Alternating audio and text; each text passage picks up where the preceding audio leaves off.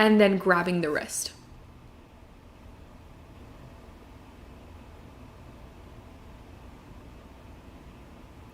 Now, for me, as a child who was quite rambunctious, for me, I almost get flashbacks to my childhood when someone grabs my wrist like this. Because when I was running away or trying to outrun my parents, what they did was that they grabbed my wrist. And they sometimes forced me to where they wanted me to go. So what Jesus does with the disciples and what he does with us is that he doesn't grab our wrist to force us to go somewhere. It is always an open invitation. Come and see.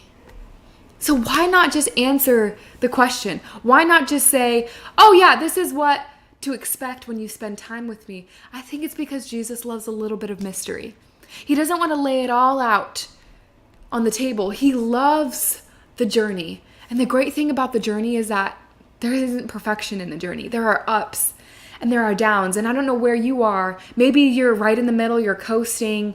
You really haven't had a powerful encounter with Jesus in a while. Maybe you're in a pit and you want nothing to do with God. You're just here because your friends are here or your parents forced you to come. Maybe you're looking for a mountaintop experience, and what I want to show you, what I want to tell you is what Jesus told these disciples: come and see. See for yourself what Jesus has to offer.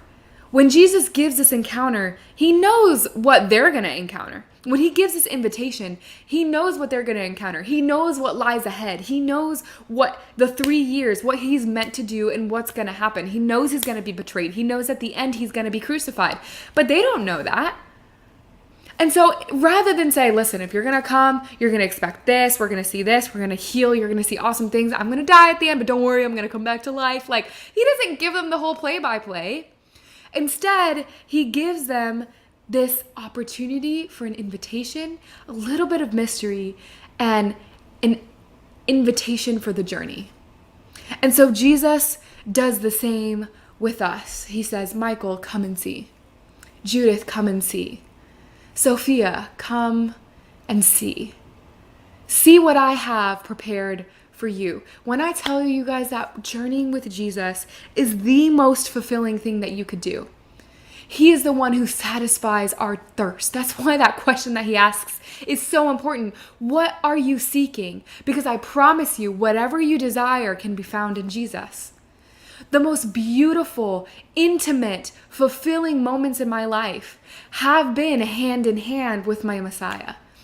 With Jesus, as they would say, we have found the Messiah, which means Christ. But note how this journey started and ended, even just in these few verses. At first they say rabbi, which means teacher.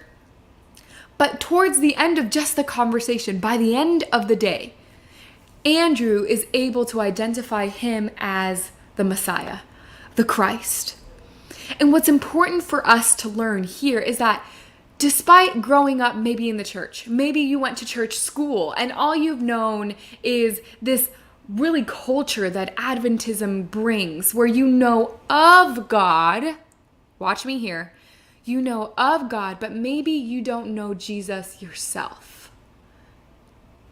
Am I talking to someone? Because I was that person. I was that person that did a lot of things for God. I knew of God, but I did not know Jesus personally. And so today he asks you to come and see. He asks you, what are you seeking? And the call is to do so for yourself. To not just have it be the faith of your parents or your household, but rather your own walk in your own journey with God. What I can promise you is that Jesus is exciting. What I can promise you is that he's entertaining. There is a lot about Jesus. The thing about Jesus, he's so deep. He's so rich.